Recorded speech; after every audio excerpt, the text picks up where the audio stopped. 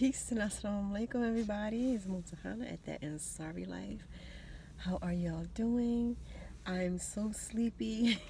It's 7:14. I have been outside for the past 3 hours. I am parked outside a Love's gas station. I pulled over about maybe 45 minutes ago to offer Salatul Fajr. And I just been sitting here after, I prayed and thickered a little. Just been sitting here scrolling through YouTube, trying to find, information on things. You know how you get distracted on YouTube. But just basically trying to de-stress. After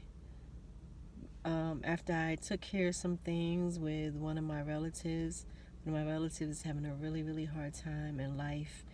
And it directly affects me because, that's one of my loved ones I'm trying to, help.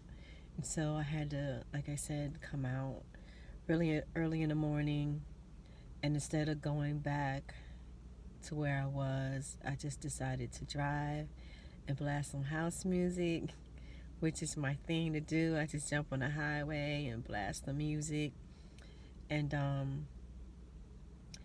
hope that, Shaka Khan and Sylvester and, Two Tons of Fun, Fela Kuti, just praying that all these people can help me navigate this world a little bit. But everyone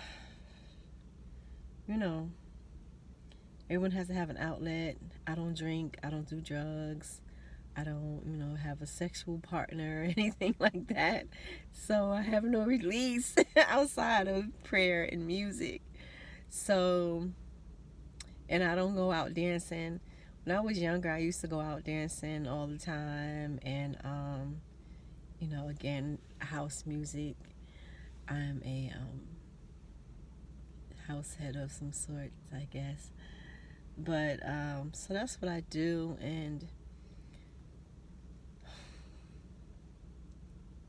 I hope that you, whoever you are, you have some sort of release that is not, a vice. Things are really, really hard out here. Really hard, and there are a lot of sensitive, spiritually sensitive people in the world. And it seems to me, at least, it's my perspective, but it seems to me that for some reason, people, I don't really know how to say it. I don't want it to sound like derogatory or anything. But it seems to me, and many people who, I talk to, somehow today, people really break under pressure in ways that we didn't before. So, I've been here for a little while. I'm 50. And, of course, I've been through lots of things in my own life. Losing my mother at an early age when I was 14.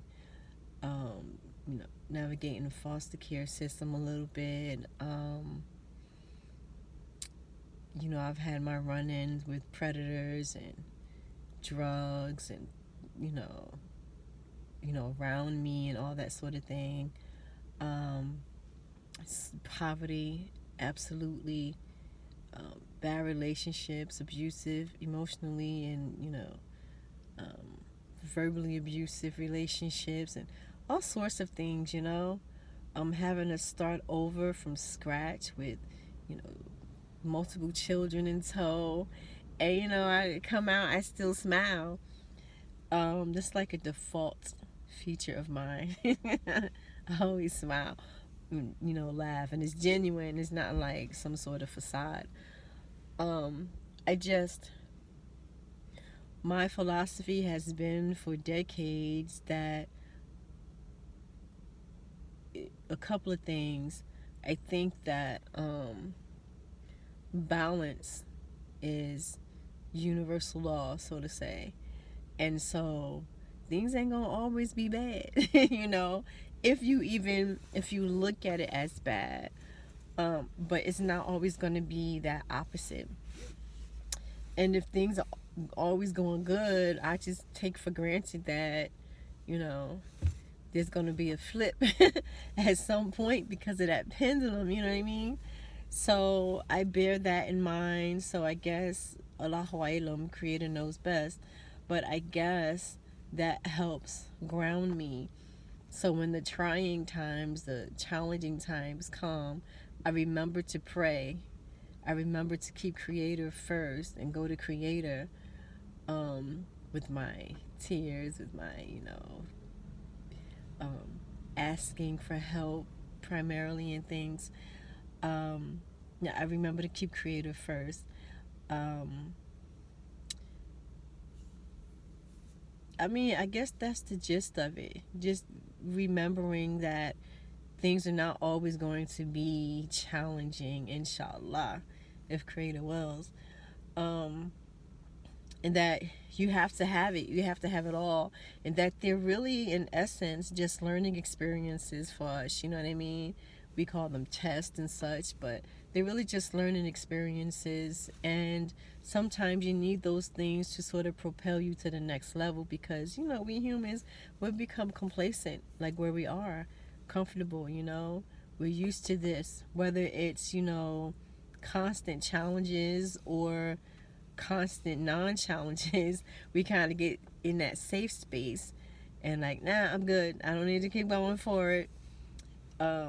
So sometimes I think things, whether it's your son getting murdered or, you having a new child or, whatever the case is, I think a lot of the times it's just their learning experiences and we sort of need a push to go to the next level or it could be whatever we're going through could really not even be for us. It could be something that we're supposed to pass on to someone else, too, I think.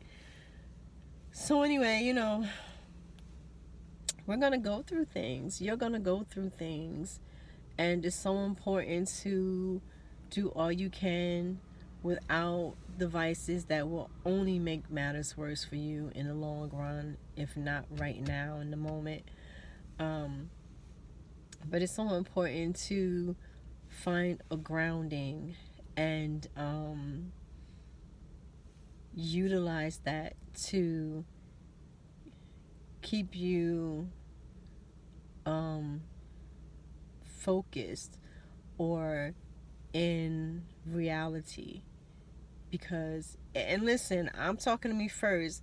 When my son was murdered, and I still go through things, I cry, like weep, virtually every day.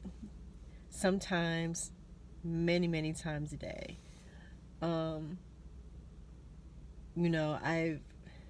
My way is to purge, cry, get it out, go to Creator with whatever it is, then wipe the tears. Let's go. What I gotta do?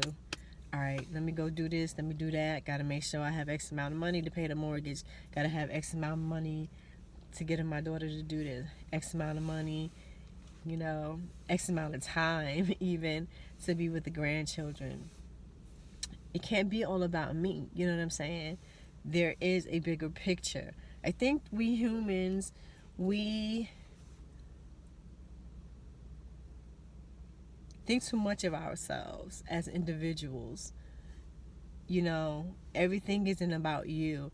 I even see that again with my son who passed away, and not just with him, but I'm more aware and analyze it more now because it affects me personally more, and someone who is very close to me. And so I see that when things happen, people just take for granted, oh, that's the universe telling me something, or that's Two Clouds, who is one of my son's names. That's Two Clouds coming to me to tell me such and such, and he came to me for this and me for that. And I just listen. I try to be patient. Because in my mind, I'm like, ugh. But I try to be patient. Because by the same token, what do I know? The creator knows what's what. But I just really find it interesting that people believe that he will come to them. Like the universe is making such and such happen because of them. So you got all this whole universe we talking about here, and it's concentrating on you. Or, like, say if my son is in the spirit world and he has, privileges that he couldn't have here in physical form.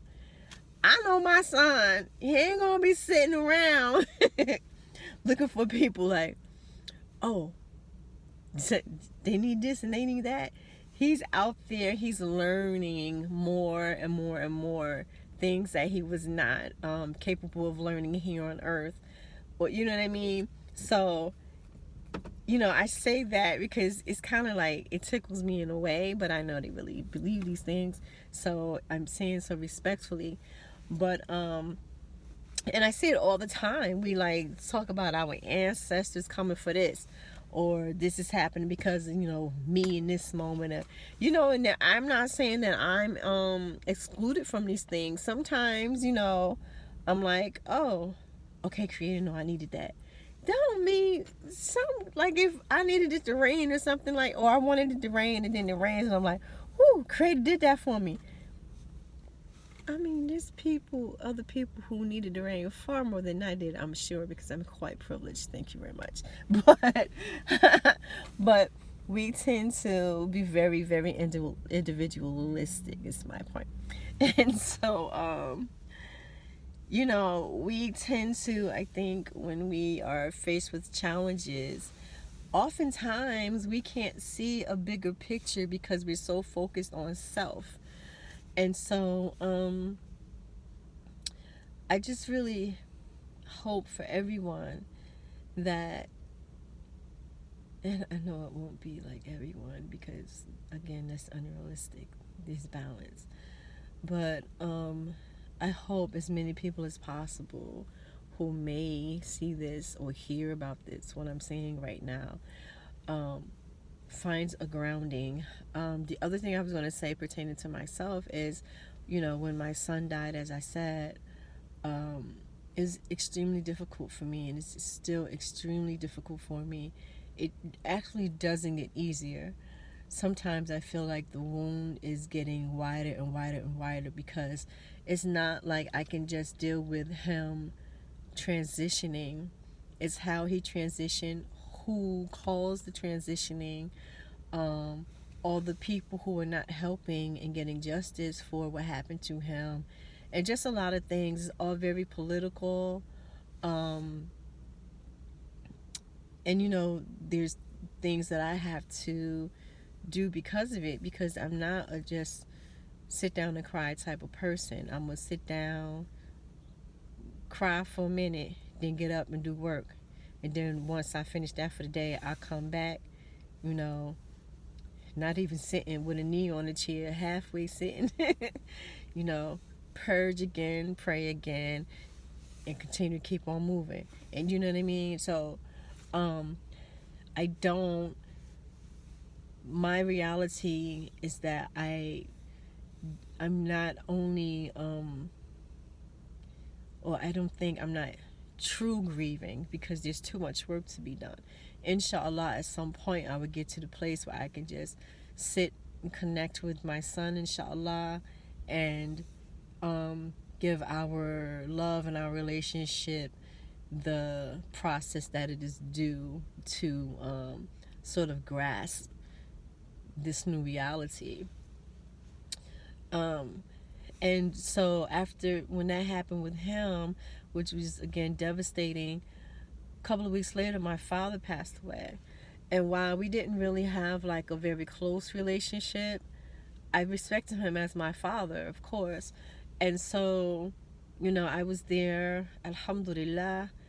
I was able to be there, and I made sure to sit with him and hold his hand as he transitioned and everything. And I had Suratul Yasin on loop because Suratul Yasin is very good to repeat or play for the person who is going through that physical to spiritual transitioning. So I was able to do all that and stuff, and then I had to make sure that his janaza happened very quickly. You know, in Islam, it's fast. With my son, when we found him, it was within 2 days. I would have wanted it to be even sooner, but it wasn't possible. Then with my father, it was a day and a half. Again, I wanted it to be sooner, but I didn't have the capability. I had to depend on other people to actually do the janaza. I had to wait for them to be able to have the time to do it. And so I actually had a breakdown, and it was extremely scary. Extremely scary. I had a break with reality, or from reality, and I was actually suicidal. And that's hard to say. But I was actually suicidal, and I say things on here is for the purpose of educating and hopefully helping someone, inshallah. So, extremely scary. I was blessed to have friends that I could call, and they helped me through it, being on the phone and stuff, and helped me. They were my grounding, and they were my connection to reality, which was extremely hard to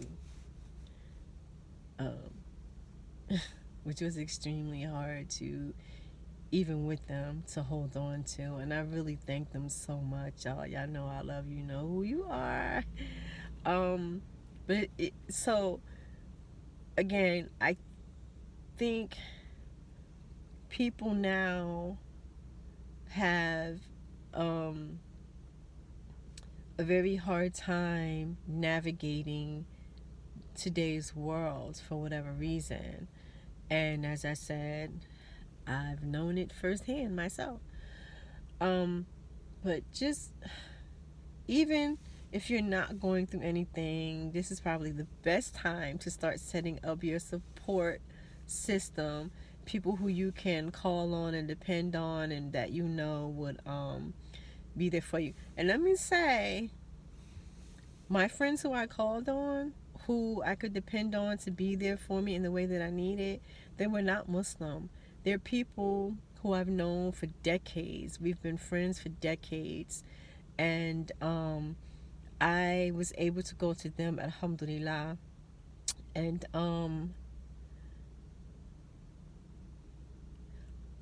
for me, in my world, of course, I've been Muslim for 50 years, and so I know lots of Muslims.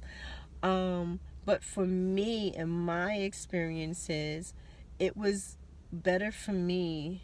Y'all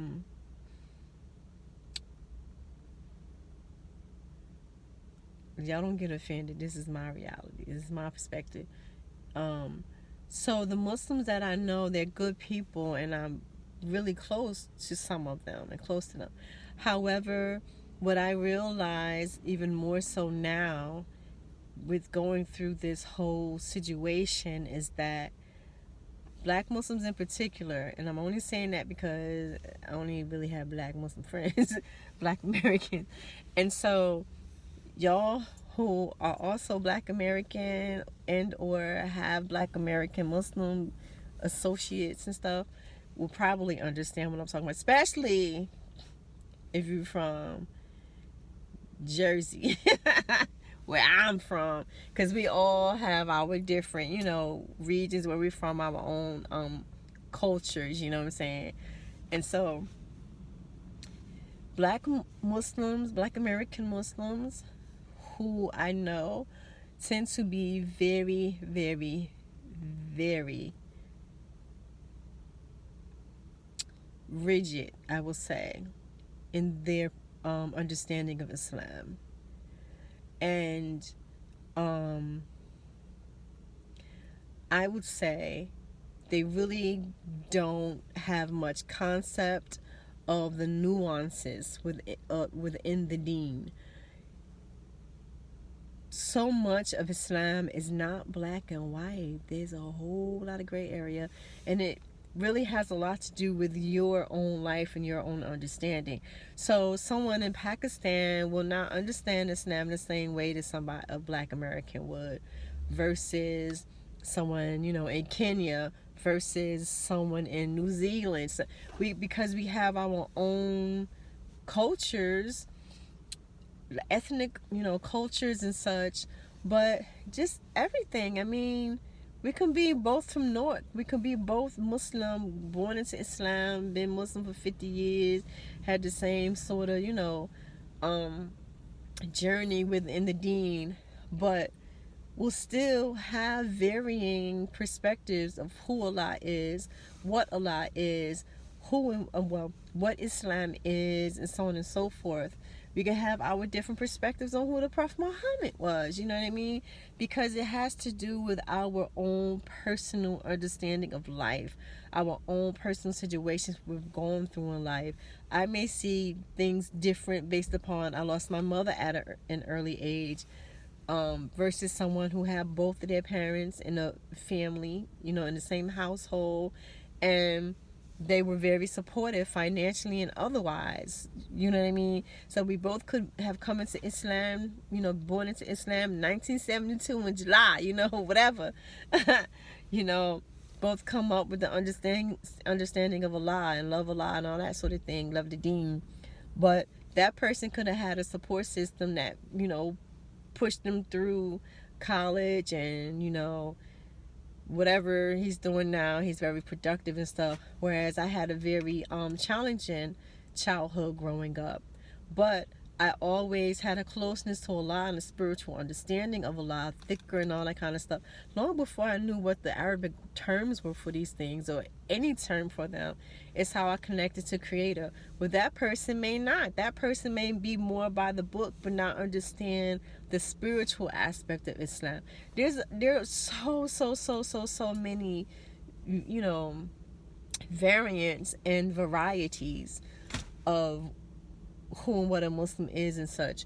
And so in saying that, for me, I needed a spiritual connection, and going through this with my son, I needed someone to, even if they've never experienced those things, so couldn't understand it on a personal level, but I just needed people to be there for me in a certain way, because again, I was losing grasp. And then with my son being, a public figure within Native communities and within environmental conservancy, communities and political communities and such. He ain't no Michael Jackson or anything like that, or Malcolm X, but he was still, I don't even know how their families dealt with anything. Because on my little level, I was like, this is too much. But people just drawing from me and sucking my energy and everything. And me, initially, because of me wanting to honor my son so much, feeling like, well, I have to be there for them. So I wasn't taking care of myself even with that. And then, on top of that, trying to be there for family, and again, my default, smile and love it all, right? And so I needed to have people that could catch me for once, like hold me up, because I can't do it, y'all. My knees buckling. But I couldn't get that from the Islamic community. And because they seem to be very much like, suck it up, this is the qadar of Allah, what are you crying for? You know what I mean? Like, stop being a woman, that's why, you know what I mean? That type of thing. Or which again, where you get that from? Even the Prophet himself cried when his baby Ibrahim passed away. He knew he was going right to Jannah, but he still wept. When he went to his mother's grave, his mom Amina passed away when he was 6 years old. Here he is, a full grown man, at her gravesite, sobbing and sobbing and sobbing, to the point his Sahaba was like nervous, worried, like, what's going on with him? You know what I mean? So we have this idea that we're not supposed to be human. Like, astaghfirullah, you're Muslim, not human. You know, no. So, but alhamdulillah, my friends, as I said, who were there for me and who got me through and who continue to get me through, they're not Muslim at all. They are Muslim adjacent because we're from the same area. But it's such a blessing to have them there.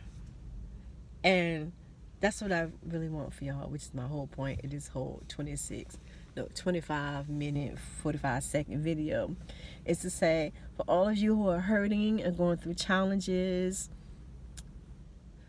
first of all, reach out to me if you need me in any kind of way. I don't know you, but if I can help, I will. Or help find resources for you to get to wherever you are, inshallah. But also, if you are not going through anything right now, start to develop your base, your grounding, you know. To other people in particular that I could not have gone through this with, because even with my friends, I still had to go back home. I had to go back home in the quiet and be confronted with this situation that my son was murdered. And so I was grieving grieving. I am highly upset, angry, ire, confused, don't really understand how to navigate this going forth without my son here. Me still being in this world and he's not. Don't know how to do that. But my daughters held me down. My daughters understood what needed to be done and they did it. Especially those first days and weeks, you know. I remember we were in New Jersey for a couple of days after the janazah and everything. Then I had to come back home. I needed to bring my daughter home, so that, you know, so my daughters can be in their safe space, be home while I did what I needed to do. And I remember just being in the bed, just weeping. And one came behind me and the other one got in front of me. And they just held me, rocked me. Mashallah. Held me, rocked me, just like, like, for my head, It didn't say anything, just comforted me, which is exactly what I needed. That's what I needed. Those are the things I give to others. Again, that's my default, helping others. And even in my career, that's what I do. As a nurse, you have to be able to be empathetic and comforting and all those sorts of things. But it's not something I am accustomed to really getting in return. And I'm not saying that with shade. But so, alhamdulillah, my daughters knew what to do. And I guess I taught them. And they took care of me. And then even I remember like the next day or something, I think I came home for a day, then I had to go back to Jersey, and it kept getting elongated. I intended to be there for a day or two, and then I had to be there another day or two, then another day or two. And I remember just saying like, no, I gotta get to my daughters. Like, I needed them. And when I had another break at home, a panic attack, my daughter was there and she was like grounding me, like, okay, what do you hear around you? What do you feel? All those sorts of things to ground me. And I'm just humbled and blessed. And that's what I want for you. So inshallah, um, if you are going through something, and if you're not going through something yet, chances are something will come your way, because it's honestly just a part of being here in this plane. Um,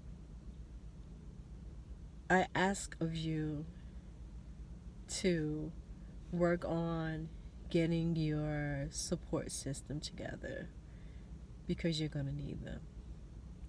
And, um, at the same time, you can work on being someone's support system too, if that is a possibility too, because it's all give and take. We are here, we are a community.